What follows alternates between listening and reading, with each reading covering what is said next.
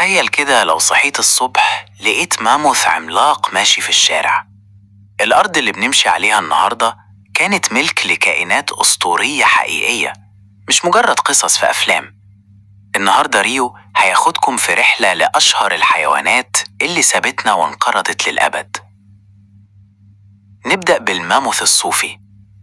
ده ما كانش مجرد فيل بشعر، ده كان جبل من القوة بيعيش في عز التلج. أنيابه كانت بتوصل ل4 متر. انقرض من حوالي 4000 سنة بس، يعني كان موجود وقت بناء الأهرامات. تخيلوا لو كان لسه عايش. وبعدين عندنا النمر سيف الأنياب أو السميلودون. ده كان مرعب بجد.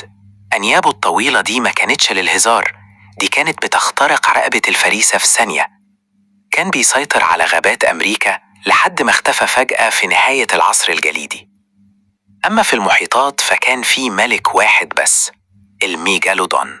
قرش طوله بيوصل ل 18 متر، يعني حجم أتوبيسين فوق بعض. ده كان بيأكل حيتان كاملة على الفطار. الحمد لله إنه انقرض، وإلا ما كانش حد فينا هيعرف ينزل البحر تاني. ولا ننسى طائر الدودو المسكين. ده كان طائر أليف وبيثق في البشر جدا في جزيرة موريشيوس، وللأسف طيبته دي كانت سبب انقراضه في أقل من 100 سنة بعد ما البشر عرفوا مكانه. قصة حزينة بتفكرنا بمسؤوليتنا تجاه الكائنات اللي معانا.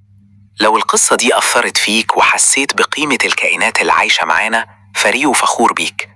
دعمك باللايك والاشتراك هو اللي بيخليني أحكي أكتر وأكبر بيكم.